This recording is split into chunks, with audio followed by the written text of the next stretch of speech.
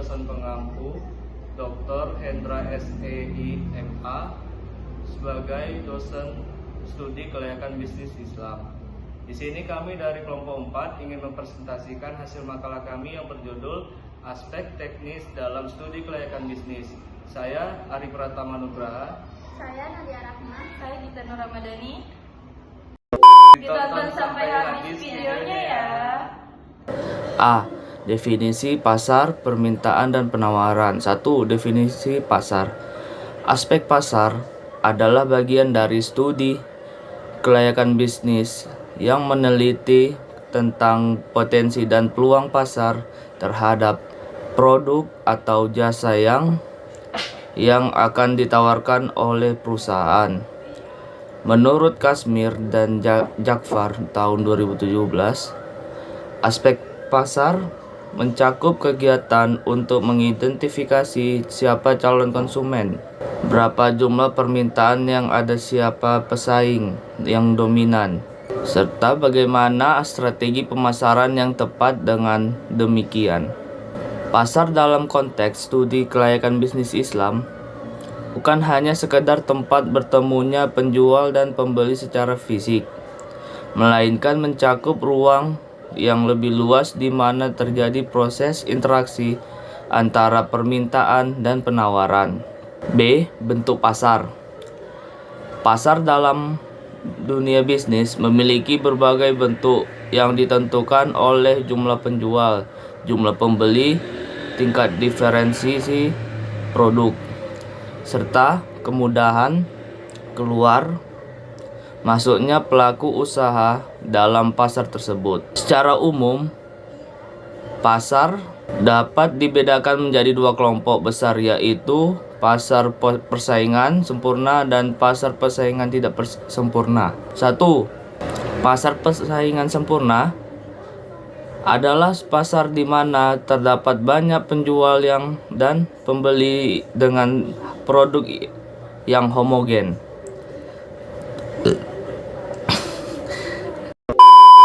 Sehingga tidak ada satupun pelaku usaha yang mampu mengaruhi harga. 2. Pasar monopoli. Monopoli terjadi ketika hanya ada satu penjual atau produsen yang menguasai pasar. 3.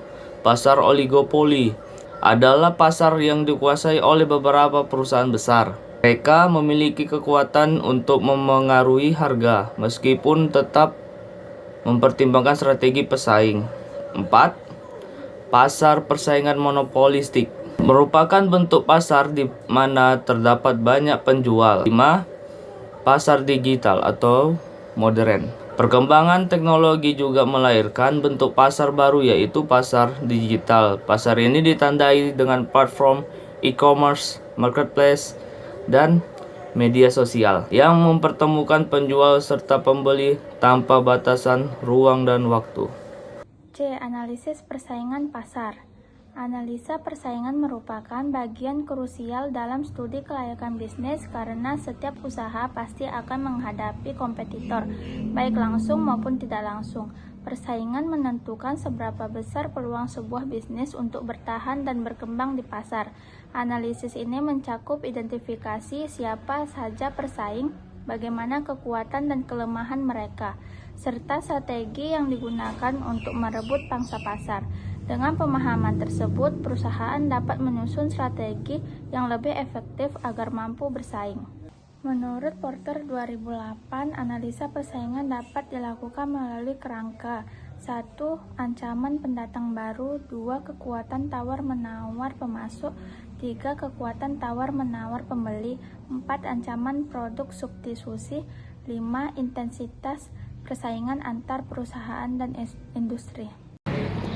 D. Manfaat analisis aspek.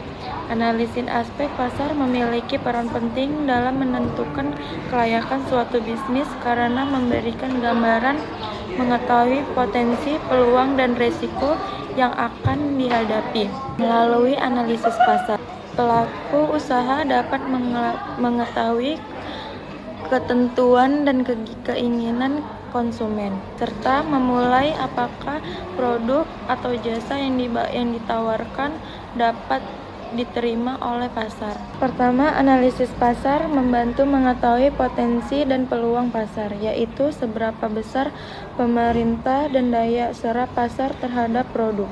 Dengan inovasi tersebut, perusahaan dapat menyelesaikan produksi dan strategi bisnis agar sesuai dengan kebutuhan konsumen. Kedua, analisis pasar berguna untuk menentukan strategi pasar yang efektif melalui pemahaman terhadap pelaku konsumen.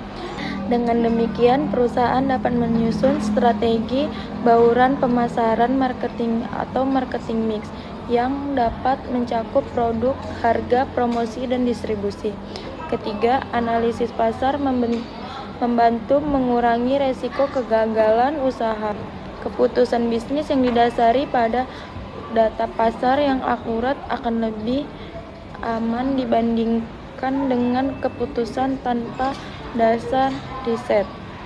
Selain itu, hasil analisis pasar juga dapat digunakan sebagai dasar perencanaan produksi atau keuangan, karena memberikan gambaran mengenai jumlah permintaan, potensi, serta penyeleksian penjualan yang realistis. Analisis pasar menjadi pedoman yang penting dalam mengambil keputusan implementasi. Investor akan lebih percaya pada bisnis yang memiliki riset pasar mendalam karena menunjukkan kesiapan dan profesionalisme pelaku usaha. Dengan demikian, dapat disimpulkan bahwa analisis aspek pasar tidak hanya membantu memahami kondisi pasar saat ini, tetapi juga berfungsi sebagai pedoman strategi dalam menghadapi perubahan dan tantangan bisnis di masa depan. Nah, itu tadi video hasil pembelajaran kami. Semoga bermanfaat bagi kita semua ya. Wassalamualaikum warahmatullahi wabarakatuh. Bye.